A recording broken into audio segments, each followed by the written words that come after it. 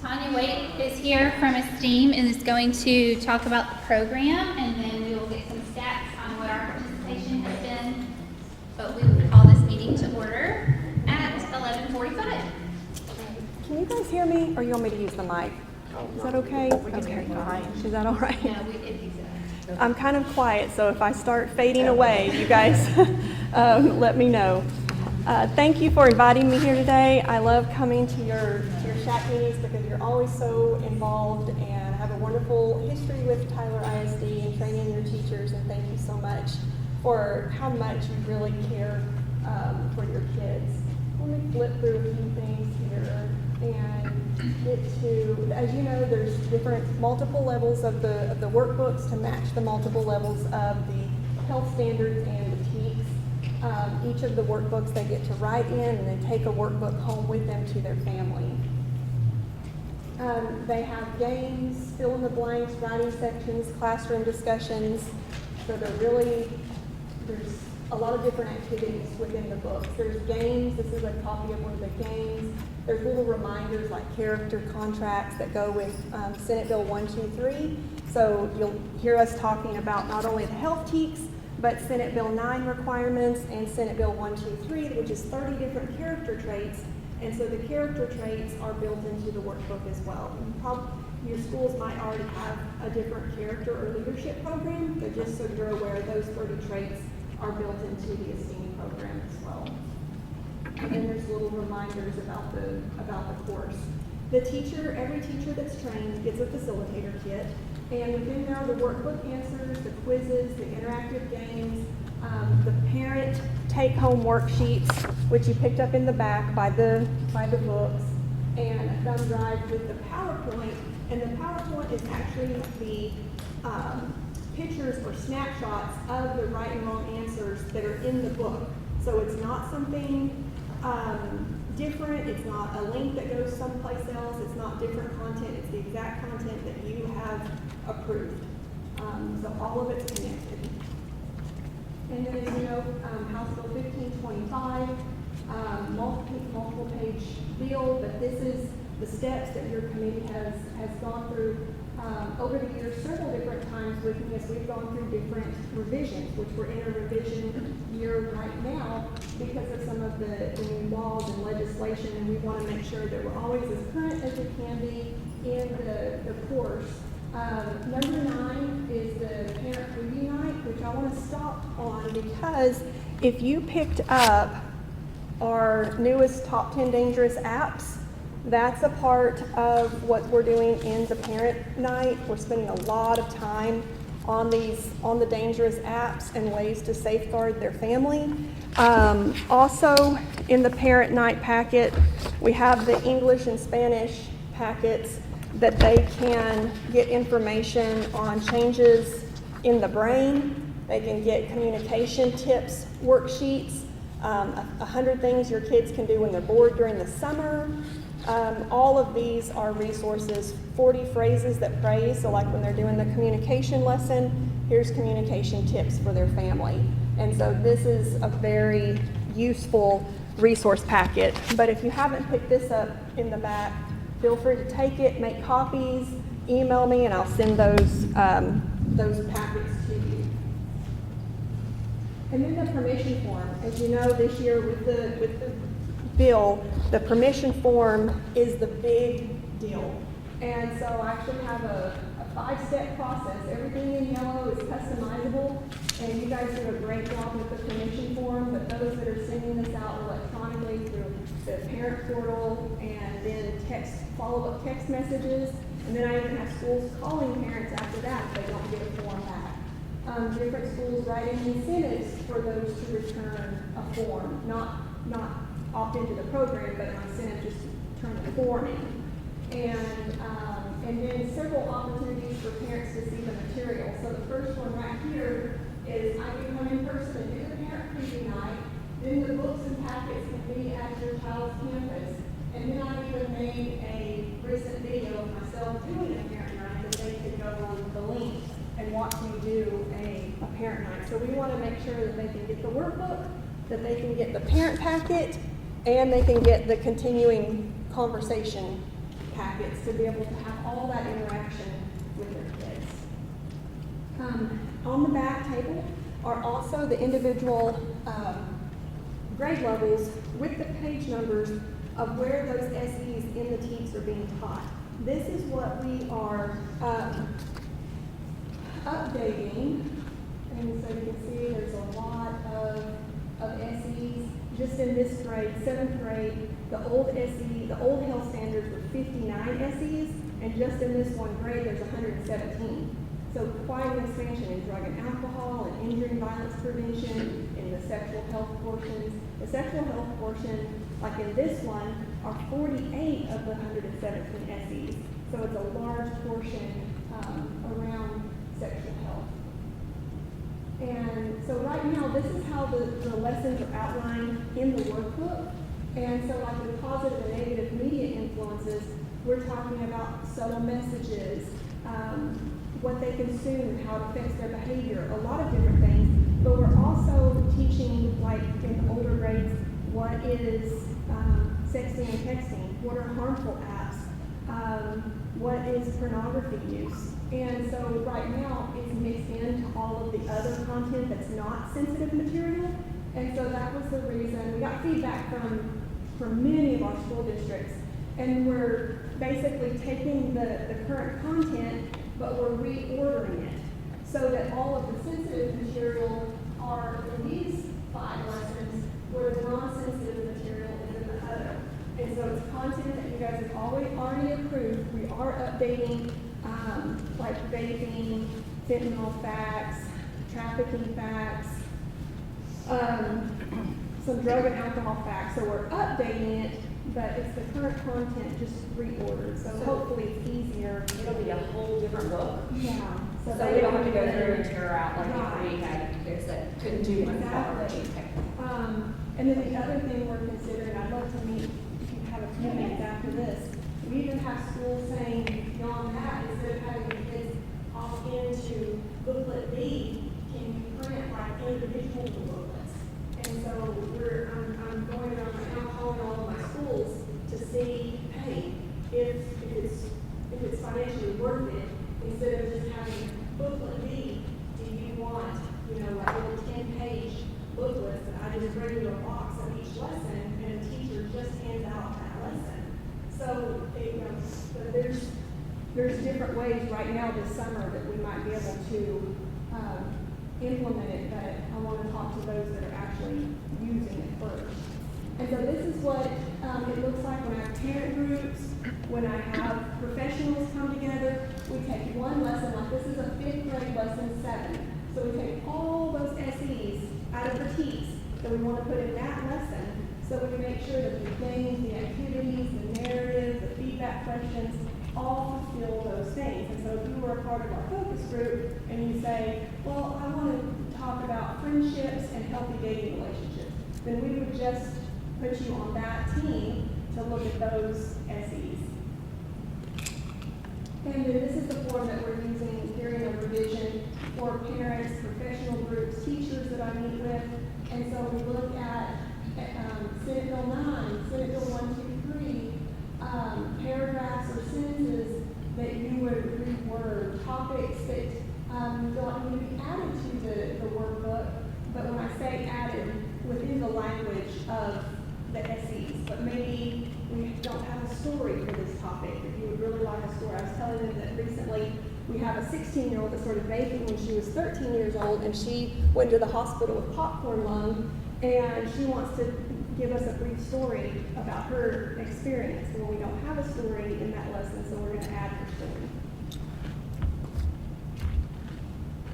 And so the guidance about creating the program, we also use the Medical Institute for Sexual Health along with the TEEPs on specific age-appropriate messages on sexual development. We talked about the parent guardian take-home worksheets. Under each one of the books is a parent packet that says continuing conversations. So these are specific worksheets with 3 open-ended questions that go with each lesson. Because I hear often in the parent night, we want to talk to our kids about these topics. We just don't know how to get started. And we want them to share their expectations expectations, their values and beliefs. And so for each lesson, there's a specific worksheet with those topics. And this is the 7th grade one, this is the high school one. And I mentioned the parent resource packet. I would be glad to email that to you, or you can email that to them, to everybody. And as you know, the more distractions that kids are involved in, the lower the grades. And so we're not only reducing the distractions so they can focus on being a full-time student, the SEs are also involved with reducing cycles of poverty. So I love these specific SEs that we get to teach the students that there is a success sequence. That if they will have a full-time job, if they will graduate school, if they will wait until marriage to have children, that we can reduce the poverty level to 3%, which is significant. Some of those counties that I serve, it's 17% up to 26% poverty level. And when we look at their GPAs, students in solid family formation, then they have higher reading scores, higher science scores, higher math scores.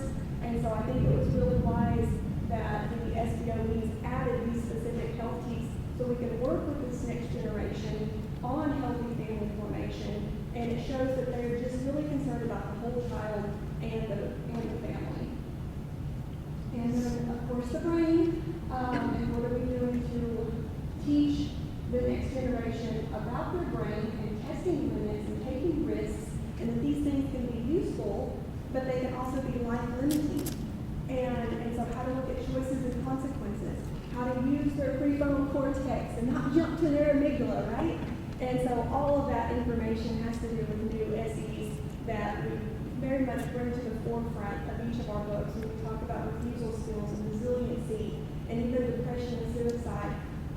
All of these things that they're thinking from their emotional brain instead of their logical brain. People ask me all the time, well, why is the journal so long? Why do they have to do so much writing? Well, if we're trying to really get them to think ahead about their decisions and their cognitive network that governs planning and thinking ahead and self-regulation matures gradually.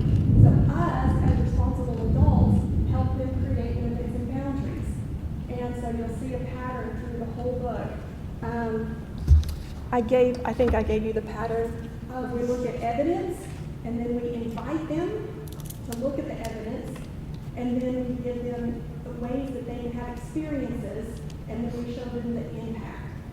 And so over and over again, we're trying to teach them that pattern of using their cognitive thinking. As you know, when you visit the website, you only see about 30 to 40% of the pages in the workbook, not all 100 pages.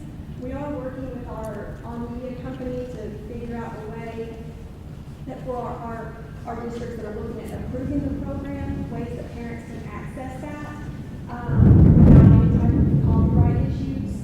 And so that might be changing in the future where they can access the whole book, but not necessarily like download it. But we have had a lot of parents ask us for a parent guide, which we're looking at creating. It wouldn't be like a parent guide for each and every grade level, but it would be like one for younger kids and then one for older kids, so that they can basically have all the questions back there in that packet, plus some facts and stats, and then they can work on how they're going to address these conversations.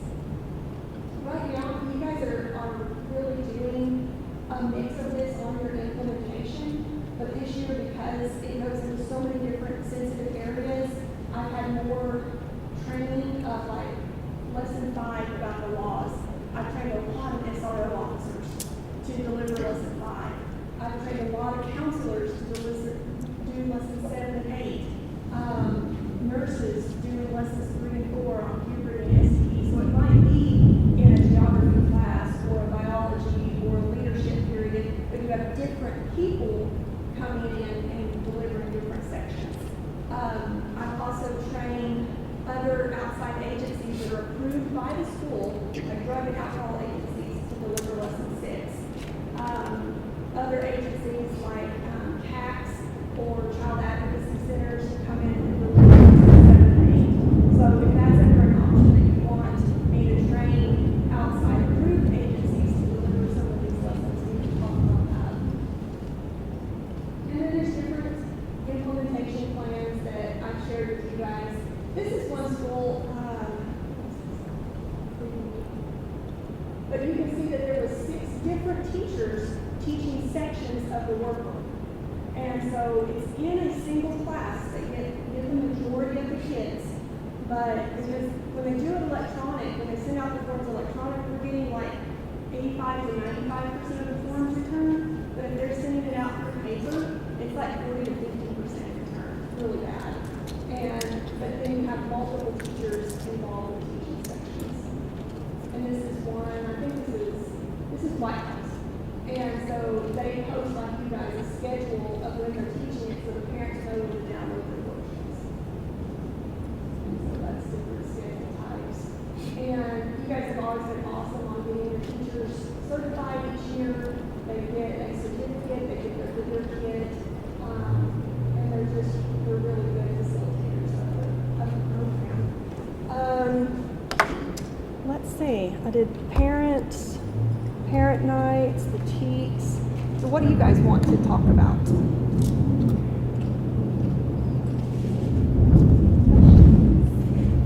was going really fast, so tell me that you got some question to talk about.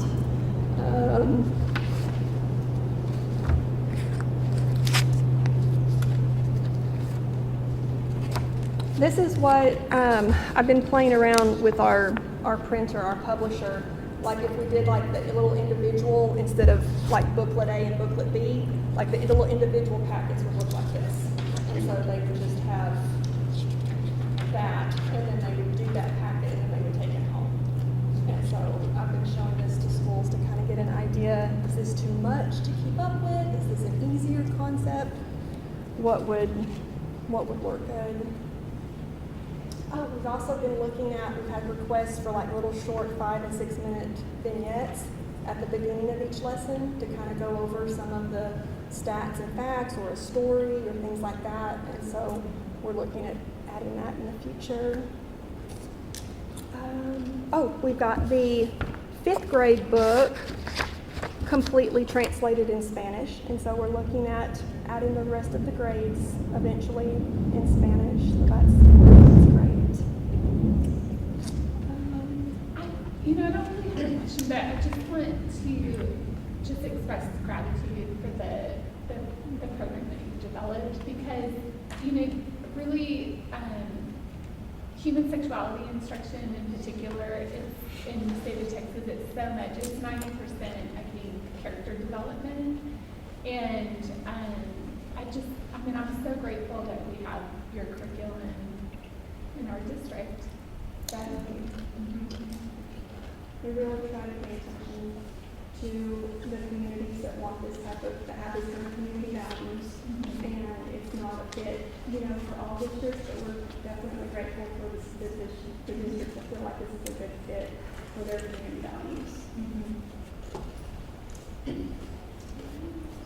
I would defer to Haley on this one, but with the whole state and the opt-in on all the different sections, it's just become, it is so difficult to keep up. I would imagine that moving to a section workbook where you can say, okay, you guys have this section, and you guys have this section, that would be easier to be able to keep up with, or no, you don't get that section, close your book. I would think that something like that. I think section A and B would be glorious for our teachers. Yes. Because it's been, and I just don't think that some of our parents know what there's all, They don't even want to look. well, there's some that don't follow the directions of, I'm going to the parent portal and I'm doing this as you've asked me to, but I don't really know what this is, and they might not want to do this, but why would they let them do that? But we're going to do the other sex,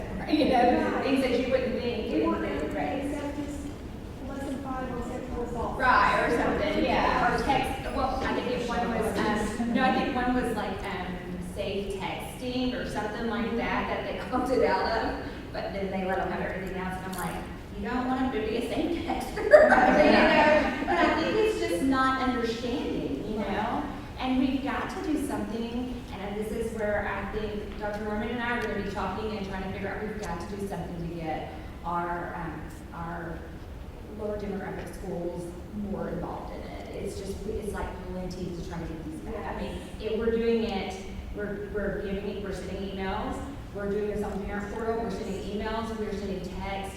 We are, and high school's pretty much opened almost the whole year because, you know, we have 2 different semesters. So they're open. The middle school, we kind of left that way as well because we don't really need theirs back until spring break. So, because they don't teach it until the end of the year. So we have all these things that we think we're doing the right way to give them opportunities, and we're just not getting the feedback. So we're gonna have to kind of. There's 2 things that I saw this year is like for the students, a gene day or a participation Right. break. And then for the parents, others have done that if you return this form, then your name's in the drawing for a Walmart gift card. I mean, it's like we're getting to that point that, I mean, I want to do everything to get you at least at 90%. That's my goal. You know, can we get 90% of the form returned? And, I think some sort of like incentive, you know, where they can at least, I think you don't want to incentivize opting in based on. Right. Like, you have to be careful with that, but I think if you're incentivizing that they return the form, whether it's that they're opting in or whatever they're doing, incentivizing, yeah. And then we go into also the situation too, that we have a couple of campuses that some of the parents don't have emails. And so we have that issue as well. I mean, so they're not getting the information at all. And we had one principal that put it on their newsletter every week. And she said, just tell me what's up. And of course they had the most response. She just put it on there every week. She just put it on there, just a reminder. I mean, you know, so I think that if you're doing that, and I mean, they're seeing it every week, you know, I mean, we get busy. I mean, parents get busy. So, you know, one extra thing that you're needing to do, I get. And if it's not something that you have to do at this time because you know it's not due until March, whatever, then it goes on the back burner, you know. So her just giving those things and saying, this is the last week to sign up, it helps, I think, Yeah. so. Yes. Well, there's another, also incentivizing some of our principals to, like, maybe incentivizing them on whoever gets the most, you know. I didn't think about that. Yeah. I think too, for some people, I know I'm one of those parents where I hate portals, I hate technology. I just wish that it was like the good, you know, the old days where you would get a piece of paper. And because it's, there are some other parents I think who are like me, where Just want to see it. I I was just going want to a say piece of paper and that one of the suggestions was on they get a text that it sends them to something with more detail of what's being taught, because the simplistic just table of contents might be kind of scary. We did, everything that they did too went towards, I mean, it gave everything, yes, everything was detailed. So but like I said, and there were some that you know, did the parent portal and put no on everything. They didn't want their child to know any of that. They didn't feel like they were ready for it. Especially in a classroom of peers, you know, they didn't feel like they were ready for it. And so you respect that as a parent, and they're going to teach it at home, that's fine.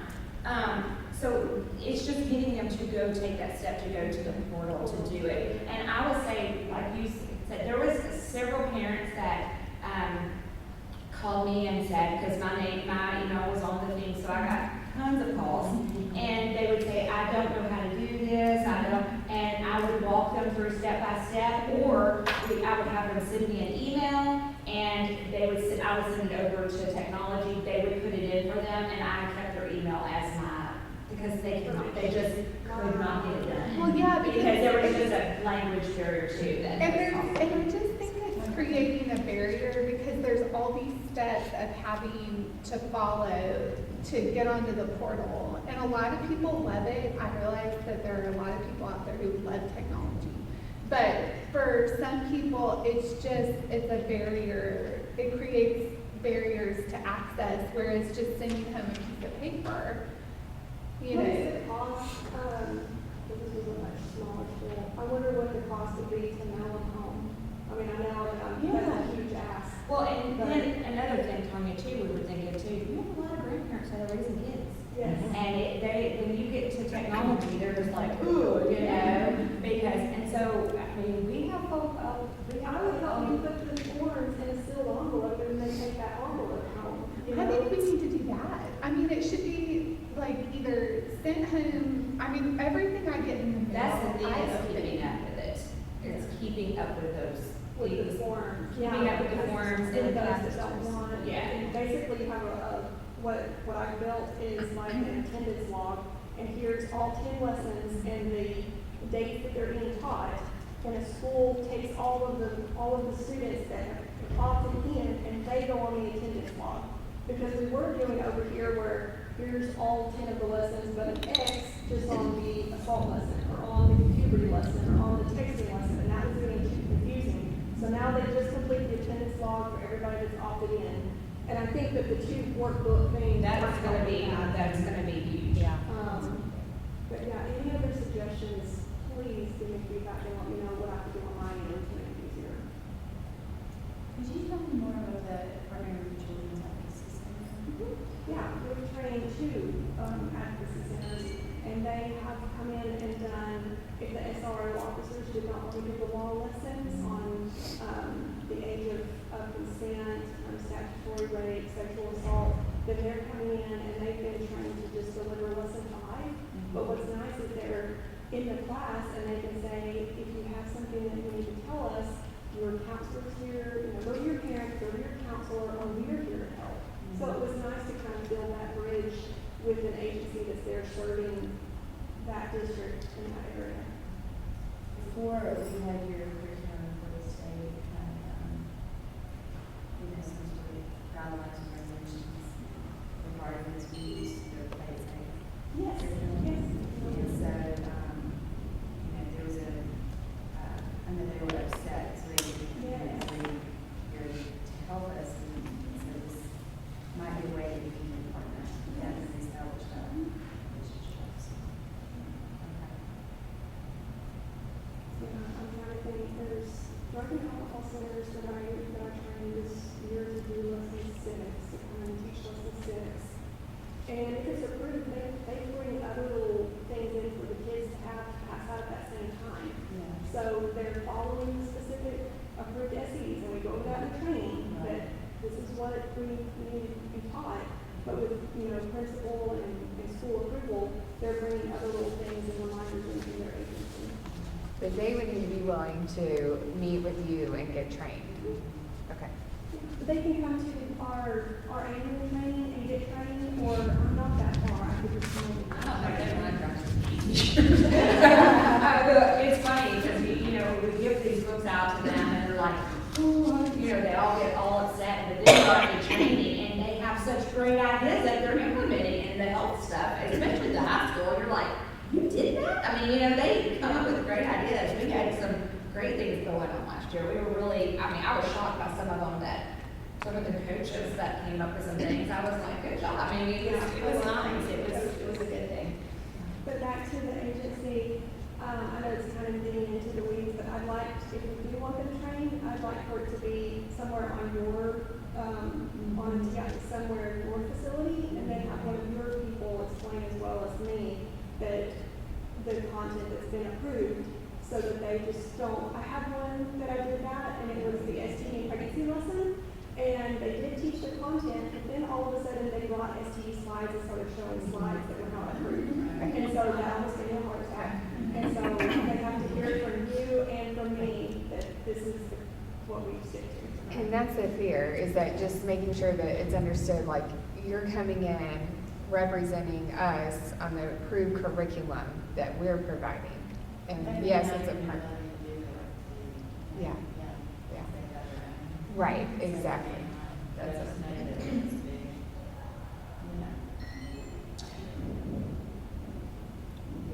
And I have it working like that all has 3 different agencies coming in to do sections. And they've been sticking to it. They love working with the school. They're doing a great job. So I think it just has to do with communication and agency. So one of the things we might want to start thinking about, it made me, we all are talking about, made me think of this, is that with some of the new legislation that's being considered consider right now. SB 1072 is one that Tanya and I were talking about before we started. There's some groups that are coming in outside of human sexuality instruction, or, health. And they're coming, we just had this happen in Bernie, that I was made aware of, where it was in one of the clubs. And they came in and talked about all kinds of inappropriate things with kids it was very sexualizing. And so there's Senate Bill 1072, which is going to require that the SHAC approve certain policies related to what can be brought in or discussed outside of human sexuality instruction. But we might just want to get ahead of that and think about which groups we would approve, because some of them are great. We can get ahead of that for next year, because I think it's likely to pass this bill. But even if it doesn't, it's something that we can do, I think, as a SHAC, and it would just be very proactive. So, and there are certain advocacy groups and centers that are really good, that are going to respect those boundaries with children. And then there are others where, we're not going to want to invite them in. And we certainly don't want any groups coming in and exposing kids to things that are not even, legal, technically. Mm-hmm. Yeah. Do some districts have them come in and they do your curriculum that you're trained on, and then the district has approved some of their slides that they want to show in conjunction with that, but the district was aware? Yes. Okay. Like there was 2 of them, a vaping and a fentanyl video that were approved to go with lesson 6. Gotcha. And Okay. so, but they did have we have a policy in place that they had to be viewed before, and it worked great. Okay, that makes sense. Because there's so much in the new health centers, and it's all important, for a child's overall health. But like I recently had a school that was like, well, can you just make some slides, and we want more classroom discussion, and so can you put these questions on the teacher's slides instead of just having fill in a lot of blanks in your book.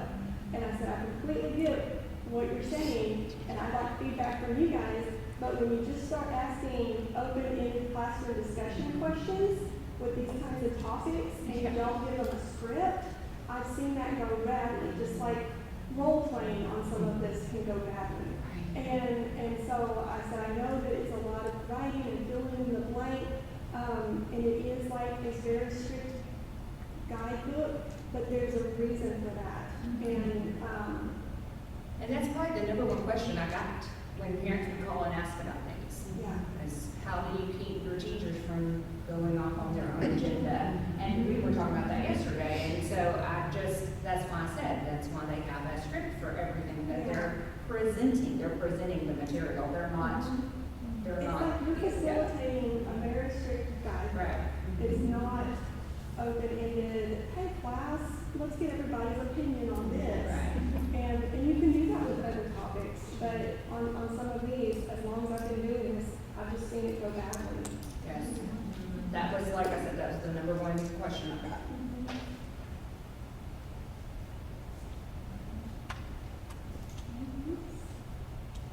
You guys are wonderful. Thank you so much for your time today.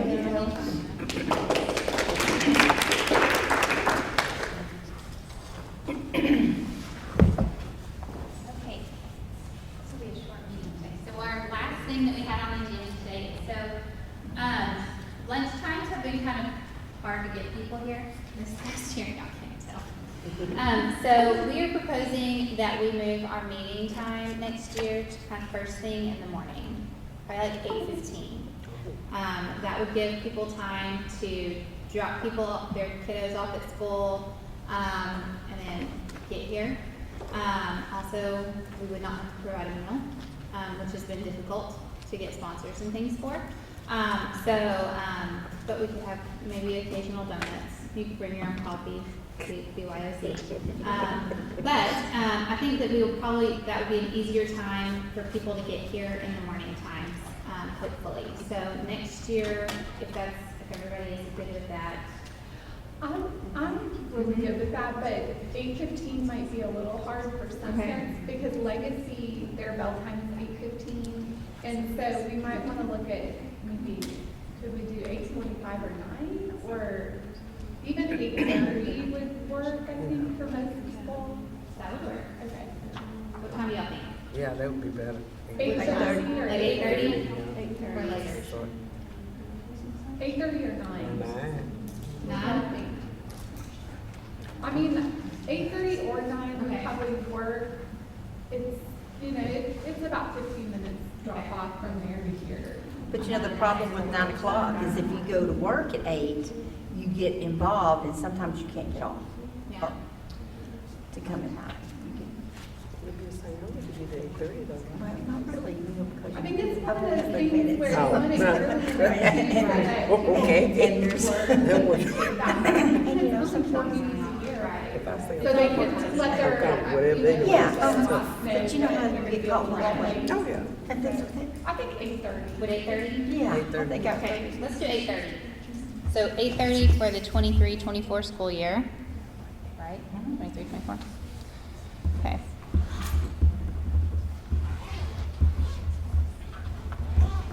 Okay. Future business, so this is our last meeting of the year. So, future business, on Thursday night, we will have our fentanyl awareness event. So those of you that work for the district or are parents for the district, hopefully you've seen the communications coming out for that. It's also a big pop-up on our website, so visit the website and you can see that. But at First Christian Church on the Loop and Broadway, at 6 p.m. on Thursday night, we will be having a fentanyl awareness parent event. Also open to the community, y'all are all welcome to come. We have Carrie Luther, who is a parent and advocate for fentanyl and drug awareness. She's coming in, she's actually from California. So we're bringing her in. Her son, Tosh, died of a fentanyl overdose 8 years ago. And so she has kind of made it her mission to educate the world about the effects and the dangers of fentanyl.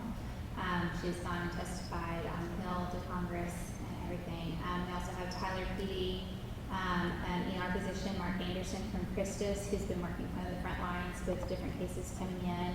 We have Senate counselors and then mental health counselors from both high schools that will also be there.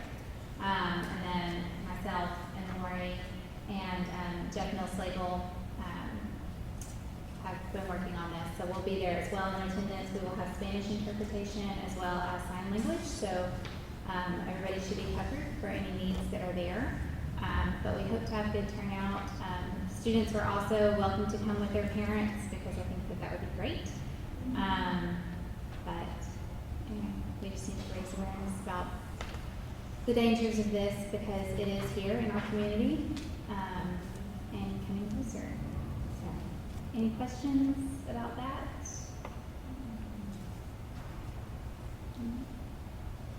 I like the idea of the SHAC next year working on more parent kind of presentations and workshops because, even there's so many different things that parents, I think, need help being informed on. I know I do as a parent. The pornography epidemic, what kids have access to, and hopefully we also have legislation right now for age verification for online porn, and it's strict age verification that would require governmental ID and or transactional data. So I mean, you can't just right now you can go on to a porn website and you can click a button that says you're 18, and then you immediately see some of the most just horrible, hardcore pornography that you can imagine, and that's what our children have been exposed to over the last 20 years, really at their fingertips. So there's a couple of laws that are coming in to try and correct that. Hopefully they'll get passed this session. But I just think as a parent, like these are workshops related to health that I think will really, I don't know, just like the fentanyl one is awesome. But I think that's just one of the things as a SHAC that would be people to work on. You know, I think we're always trying to think of things that we can do as a SHAC. Yeah. Well, and before we started, I mentioned that UT Health Internal Medicine has a group of residents that are working, and they're going to be coming to DAP first, just because of the timing of the year. They're going to be presenting to some of our students there here in the next couple weeks about vaping and the dangers and the consequences of that. And so they're starting there, just a small group that's there for vaping. And then moving to our main campuses next fall.